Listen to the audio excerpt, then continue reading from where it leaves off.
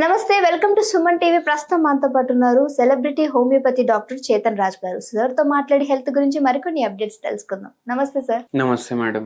Sir, sugar గురించి మాట్లాడుకుంటే first గా మనందరం మాట్లాడుకునేది ఏంటంటే ఈ డయాబెటిక్ పేషెంట్స్ కి బ్లడ్ లెవెల్స్ అనేవి కొంతమందికి ఏంటంటే చాలా హైపర్ గా ఉంటూ ఉంటాయి. అంతే, అవి అసలు కంట్రోల్లో ఉండని వాళ్ళు కూడా ఉంటారు. సో ఇలాంటి వాళ్ళు చాలా ఎక్కువ ప్రాబ్లమ్స్ ఫేస్ చేస్తూ ఉంటారని వింటూ ఉన్నాం. సో ఇలాంటి వాళ్ళు కంట్రోల్లో ఉండాలంటే మనం ఎలాంటి జాగ్రత్తలు తీసుకోవాలి? మీ దగ్గర ఇలాంటి టిప్స్ ఉన్నాయంటారు? అయితే చూడండి, ఫస్ట్ థింగ్ ఏంటంటే డయాబెటీస్ ఏమో అందరు ఏమనుకుంటారు, ఒక్కసారి వస్తే తగ్గదు అనుకుంటారు. కానీ హోమియోపతిలో డయాబెటీస్ ఒక రివర్సిబుల్ డిజీజ్ అని మేము నమ్ముతాం. ఎందుకంటే మేము పేషెంట్కి ట్రీట్మెంట్ ఇస్తాము, రోగానికి ట్రీట్మెంట్ ఇవ్వను.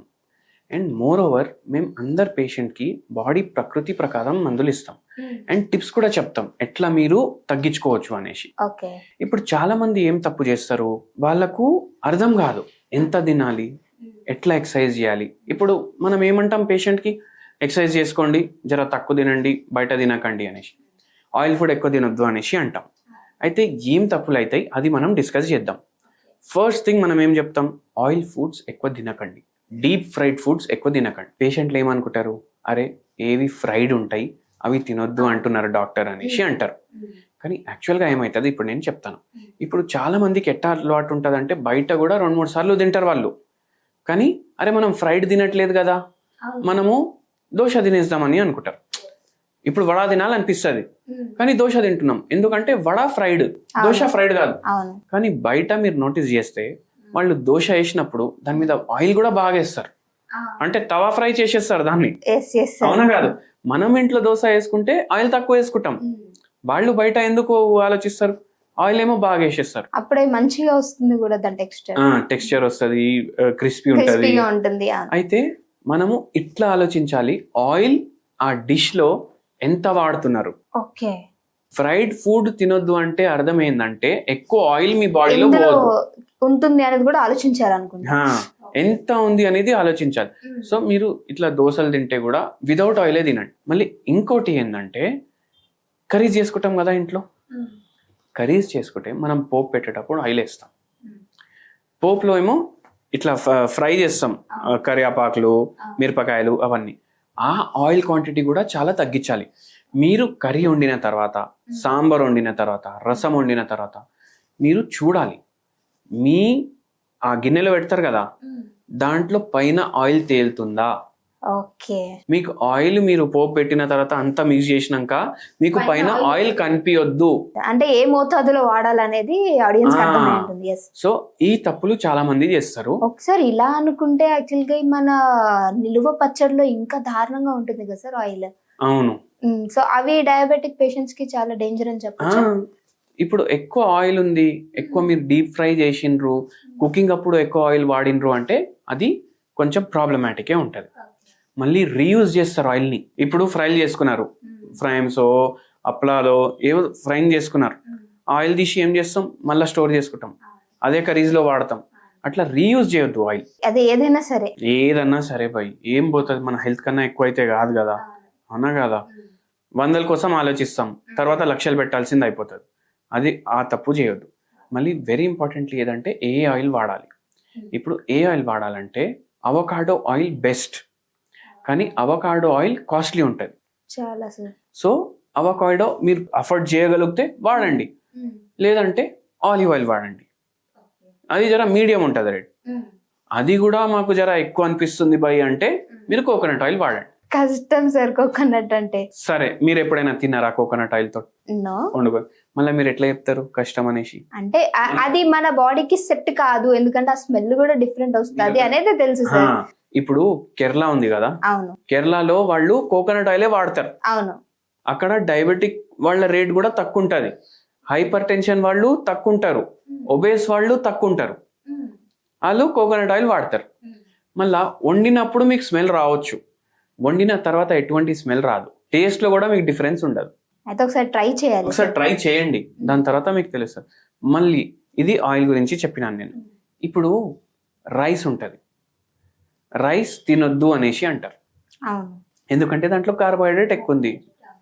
ఏం చేస్తాం, అరే రైస్ తినొద్దు అనేసి అంటారు మనకు డాక్టర్లు, మనం ఏమనుకుంటాం చపాతీ తినొచ్చు. ఈ నోషన్ ఎక్కడి నుంచి వచ్చిందంటే ఇట్లా జనాలే అనుకున్నారు రైస్ తినొద్దు అని డాక్టర్ చెప్తుండు కాబట్టి మేము చపాతీ తింటాం. మళ్ళీ కొందరు ఏం చేస్తారు, చపాతీ తినే బదులు పూరీలు కూడా తింటారు. పూరి మళ్ళీ ఫ్రైడ్ అయిపోతుంది కదా.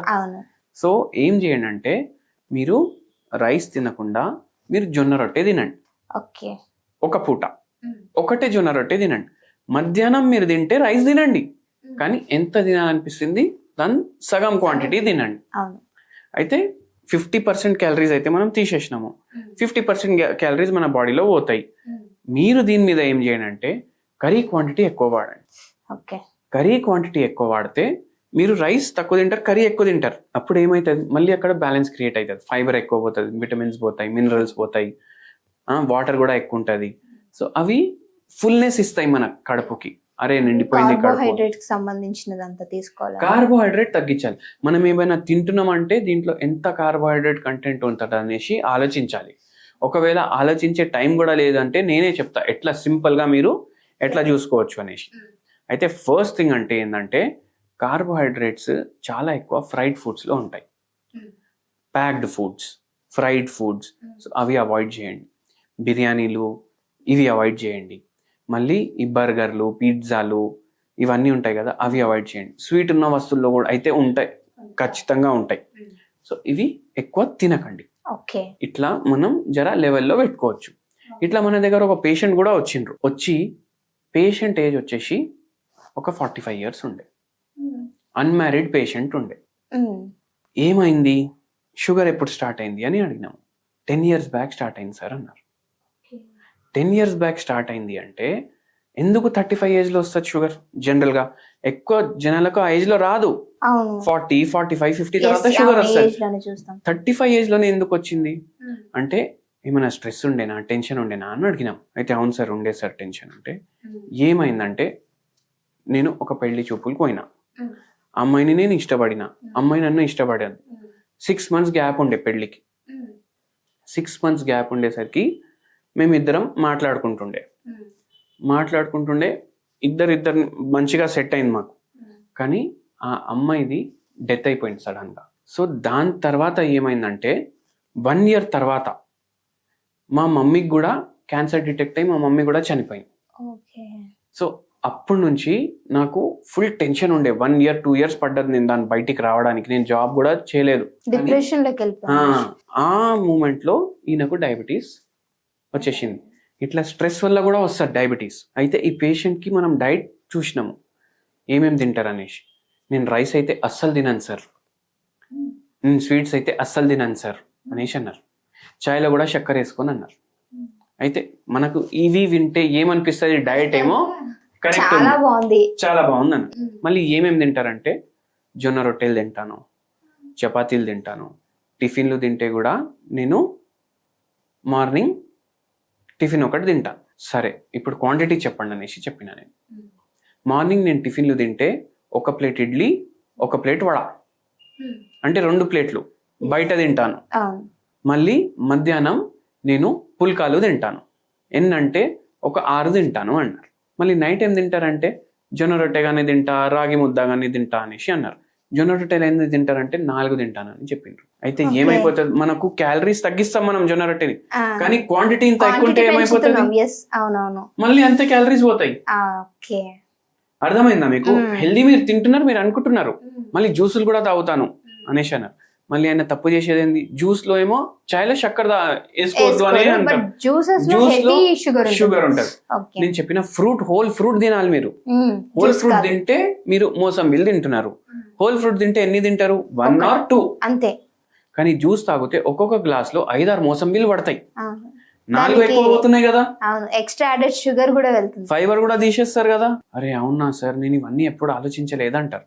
అయితే అట్లా క్యాల్కులేట్ చేసి తినండి మీరు. సో ఇవి జాగ్రత్తలు మనం పెట్టుకోవాలి. ఈ పేషెంట్ కి మనం హోమియోపతి ట్రీట్మెంట్ ఇచ్చినాము, డైట్ కొద్దిగా మాడిఫై చేసినాం, మొత్తం షుగర్ రివర్స్ చేసినాం. సో అట్లా ఉంటది. అండ్ ఒక సింపుల్ ఇది కూడా చెప్తాను నేను. ఒకటి ఆరమ్ సల్ఫ్ అనేసి హోమియోపతి మెడిసిన్ ఉంటుంది.